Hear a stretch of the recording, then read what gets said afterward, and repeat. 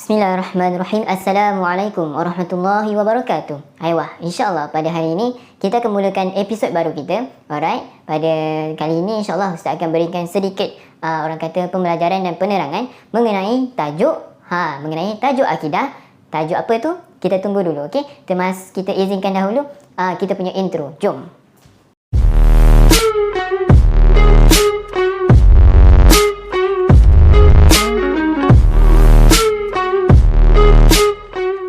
Okey. Jadi tadi kan dah masuk intro kan. Untuk tajuk pembelajaran kita pada hari ni, Ustaz akan mulakan dengan membaca doa. Jadi Ustaz minta semua anak-anak Ustaz kita tandah tangan sama-sama dan baca doa sama-sama. Boleh? Okey. Bismillahirrahmanirrahim. Allahumma aftah alaina hikmataka wanshur alaina min khazaini rahmatika ya arhamar rahimin. Rabbi shrah li sadri wa yassir li amri wahlul 'uqdatam min lisani yafqahu qawli. Rabbi zidni ilman warzuqni fahman. Wa sallallahu ala sayyidina Muhammad wa ala alihi wa sahbihi wa sallam. Walhamdulillahi rabbil alamin. Amin. Alhamdulillah. Okey, selesai sahaja bacaan doa tadi. Ustaz harap semua dapat baca doa sama-sama lah dengan Ustaz. Okey, tengok video ni sama-sama supaya awak dapat tajuk pembelajaran kita pada hari ni ialah tentang apa. Okey, jom. Ustaz ada satu perkara Ustaz nak tunjukkan. Okey, boleh tengok dekat sebelah Ustaz ni. Okey, boleh nampak tak? Ada apa kat situ? Siapa boleh bagi tahu Ustaz? Apa benda yang Ustaz telah tunjukkan ni? Cuba kita Ustaz. Asap. Lagi. Nampak apa lagi? Asap. Lepas tu? Apa lagi? Okey, nampak asap kan? Nampak asap. Lepas tu ada macam orang kata inilah kemenyan. Macam tu. Orang kata kemenyan ni dulu dia kata dia nak just untuk penggunaan nak buat rumah kita ni dia macam wangi-wangi dulu. Macam itulah. Okey, dia ada banyak kemenyan ni. Tapi untuk tajuk kita pada kali ni, kemenyan yang Ustaz masukkan ialah penggunaan bomoh. Penggunaan bomoh. Bomoh tu apa Ustaz? Bomoh ni dia lebih kurang macam dia ada ilmu. Okey, dia boleh kurang macam ustaz lah. Cumanya penggunaan ilmu dia salah. Bukan ilmu perubatan Islam ataupun sebagainya. Tapi ilmu yang digunakan ialah ilmu sihir lah. Okey, ilmu sihir. Macam mana pula? Contohnya macam santau ke, okey, sihir. Okey, perkara-perkara khurafat tu memang orang kata relate dengan bomoh ni lah dulu. Dulu ke sekarang pun sama aja. Ada je orang sebenarnya, okey. Kalau dia dengki dia dah hantar je sihir kat orang, dah hantar je santau ke, tak apa dah hantar benda-benda yang seram tu kan. Contoh macam tu lah. Ada juga penggunaan sihir ni ataupun sebagainya, dia guna untuk jadikan kedai dia laris dengan makanan. So dia gunalah hantu pelaris. Hantu pelaris tu macam mana? Nak Ustaz tunjuk macam ni lah. Nampak tak? Okey. Tak boleh tunjuk dah lama, nanti awak takut. So video ni pun jadi seram nanti. Okey. Jadinya nak jadikan ceritanya, penggunaan benda-benda gini lah yang membuatkan kita semakin dekat dengan kekufuran. Itulah tajuk pembelajaran kita pada hari ini.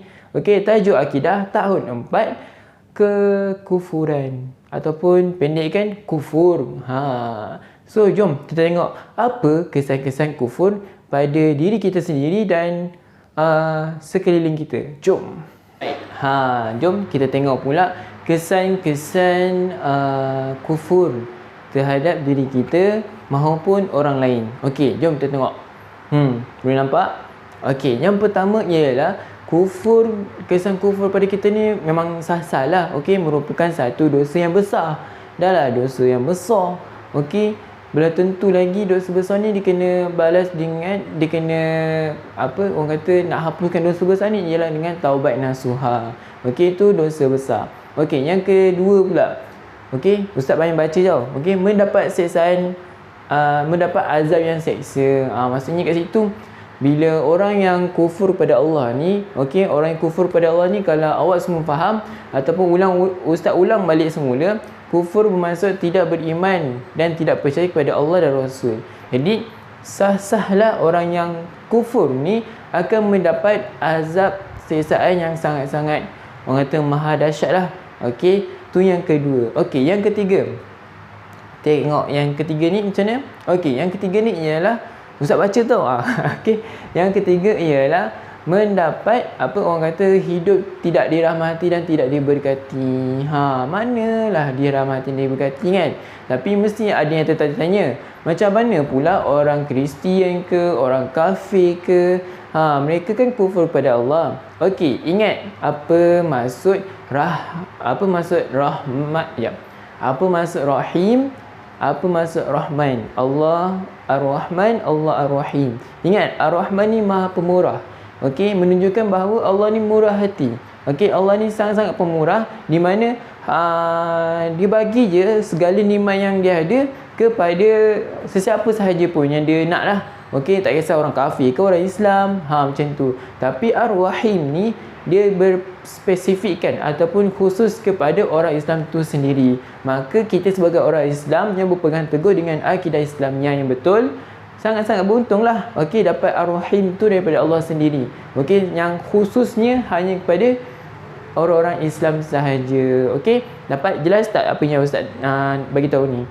Aywa. Okey, jom kita tengok pula yang keempat. Okey, yang keempat ni apa? Okey, yang keempat. Okey, tengok pula yang keempat. Okey, keempat tu tadi Ustaz macam terbalikkan dengan yang ketiga.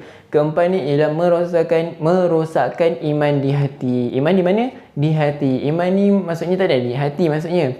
Okey, iman ni diri kita lah. Okey, kepercayaan yang kita pegang terhadap Allah, terhadap malaikat, kitab-kitab, Rasul, hari kiamat dan qada. So, bila mana kita sentuh merosakkan iman, maksudnya kita merosakkan ke-6 rukun iman tersebut. Inilah kesan-kesan kufur kepada Allah SWT. Okey, jom kita tengok yang kelima pula. Yang kelima ialah tidak mendapat ketenangan hati. Okey, kita tengok orang yang kufur ni, manalah dia tenang sebenarnya. Dan lagi kalau kita tengok orang kafir kan, orang Kristian, orang bukan Islam lah khususnya, kita tengok mereka punya lifestyle. Okey, macam kita ni Islam sebenarnya berpandukan Al-Quran dan Sunnah. Boleh nampak di muka kita sebenarnya ada tujuan, ada ketenangan yang sebenarnya kita mampu untuk cari kalau kita betul-betul pegang kepada agama Islam itu sendiri. Macam tu. So, kalau kita tengok pula orang kafir, orang-orang luar sana kan, orang-orang bukan Islam lah, memang kita nampak wah dia macam seronok dan sebagainya. Tapi hakikatnya bila mana kita tanya pula dekat mu'alaf yang bila mana dulu dia kan orang bukan Islam, lepas tu dia masuk Islam, dia sendiri cakap bila dia masuk Islam dia mendapat rasa tenang tu sendiri. Macam itulah. Okey, jadinya bila mana kesan kufur ni, dia takkan dapat ketenangan hati. Dia akan rasa macam kelam kabut. Okey, dia tak tenang. Lepas tu duduk berfoya-foya tanpa tujuan dan matlamat dalam hidup tu sendiri. Macam itulah. Okey. Yang keenam, yang terakhir ialah mendapat kemungkaran Allah SWT. Kalau kita faham mungkar ni apa? Maksudnya mungkar ni, kemungkaran Allah ni maksudnya Allah marah lah. Macam tu. Mudah-mudah je. Okey, maksudnya Allah marah. Okey, Allah geram. Allah tak suka. Macam itulah. Itulah maksud kemungkaran. Okey, dah selesai kesan. Jom kita tengok pula bahagian kufur. Jom. Okey, kita dah sambung semula dah. Okey, maaf, bukannya bahagian kufur tetapi ialah tindakan menjauhi kekufuran. Macam mana kita nak, apa tindakan-tindakan kita untuk jauh daripada kekufuran ni? Okey, jom kita tengok yang pertama.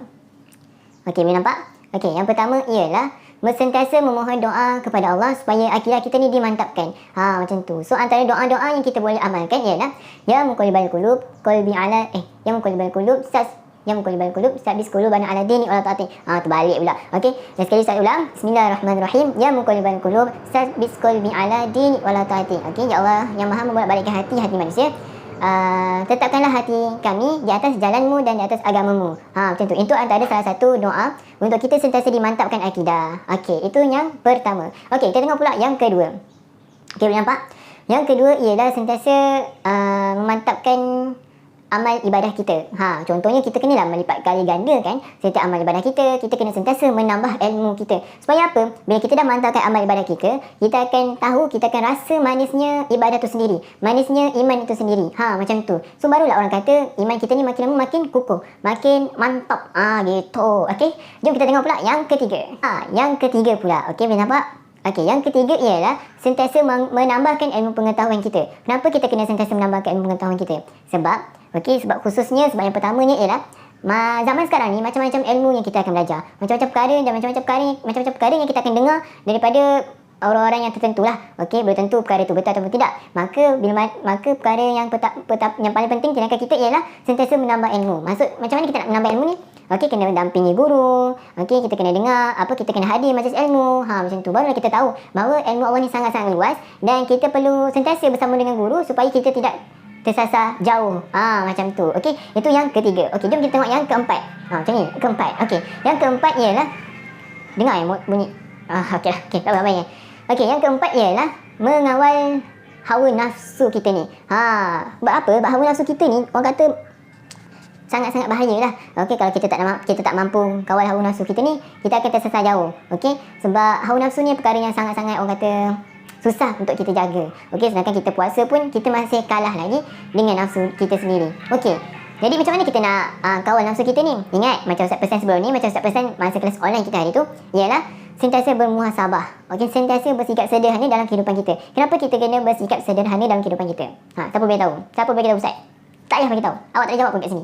Okey, supaya kenapa kita kena bersikap sederhana? Ingat, sederhana ni perkara yang penting. Kita tidak akan terlalu bermegah-megah. Kita tidak akan, orang kata, sentiasa beringat lah. Macam tu. Itulah orang kata kita kena kawal nafsu kita.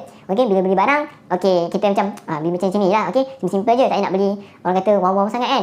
Tak nak beli yang macam bukan ke apa kan. Macam tu. Lepas tu, kenapa kita kena sentiasa bermuhasabah? Okey, cara kawal nafsu ialah bermuhasabah. Okey, lagi-lagi sebelum tidur kan. Sebelum tidur, awak muhasabah diri balik. Awak tanya, apalah salah aku hari ni? Apa dosa yang aku buat hari ni? Okey, kena sentiasa maafkan orang. Okey, kita doa supaya umat Islam ni sentiasa dalam keadaan baik dan sebagainya. Macam tu. So, itulah antara tindakan-tindakan menjauhi kekufuran. So, Ustaz ulang balik semula. Pertama ialah sentiasa menggandakan amal ibadah kita. Kedua, ialah sentiasa menambah ilmu pengetahuan. Okey, yang ketiga ialah macam balik kan. Okey, yang ketiga ialah minta doa. Okey, minta kepada Allah supaya akidah kita ni dimantapkan. Dan yang terakhir ialah tadi apa?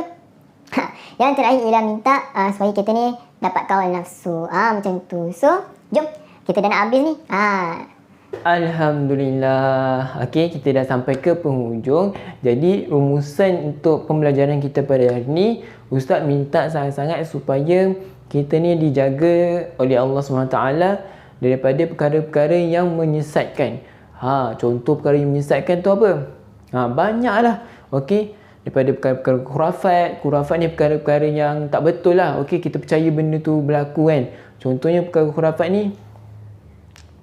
apa yang Ustaz ingat lah kan, bila kita lalu situ kita kena jampi sekian-sekian. Macam itulah. Itu antara contoh-contoh perkara khurafat lah. Perkara khurafat ni orang kata kepercayaan yang tidak betul lah. Macam tu. Okey, ingat, kufur ni terbagi pada 4 lah. 4 yang orang kata yang membawa kita ke arah kekufuran. Okey, yang pertama ialah syirik. Okey, syirik ni apa? Menyekutukan Allah. Menyekutukan Allah ni maksudnya kita anggap Allah ni ada geng. Okey, gua ada geng. Okey, maksudnya Allah ada geng. Maksudnya kita menduakan Allah. Macam tu. Okey, tu syirik. Yang kedua ialah fasik. Fasik ni maksudnya orang yang ingkar perintah Allah, duk buat dosa manjang kan, tak ingat nak bertaubat dan sebagainya. Macam tu. Okey, yang seterusnya yang ketiga. Ketiga ni imannya yang terpesong. Iman terpesong ni macam apa? Ingat tak cerita munafik 2? Ada seorang pakcik tu kan, nama dia Abu Jah. Ikutkan masa kelas online kita hari tu, Ustaz nak tunjukkan itu sebagai rumusan pada akhir kelas kita. Tapi sayangnya terdapat masalah dan sebagainya. Tapi tak apa, mungkin video kali ni Ustaz lebih jelaskan lagi.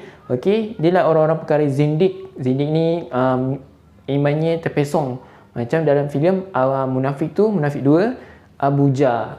Boleh tengok kat YouTube ke kat mana-mana kan. Okey, itu zindik. Okey, yang keempat ialah murtad. Murtad ni memang auto kufur lah kiranya. Okey, sebab dia dah keluar daripada Islam tu sendiri. Akhirnya okay, jadi itu sahaja untuk video kita pada kali ini. Ustaz harap pada video kali ini memberi manfaat dan sedikit sebanyak memberi awak kefahaman yang lebih jelas dan lebih meluas lah. Macam tu. Kerja sekolah Ustaz rasa dah bagi. Jadi tak ada kerja sekolah lah. Tak ada kerja sekolah lah ni. Okey, cumanya Ustaz harap awak tengok video ni, share link, subscribe and like. Jangan lupa. Okey, tengok tau, jangan tak tengok. Okey, itu saja untuk kelas kita pada hari ni. Apa yang baik itu datang daripada Allah, apa yang buruk itu datang daripada kelemahan Ustaz sendiri. Ustaz minta maaf sekiranya ada terkasar bahasa, tersilap bergurau dan sebagainya. Jadi kita jumpa pada episod yang akan datang bersama Ustaz Aman. Assalamualaikum warahmatullahi wabarakatuh. Bye bye.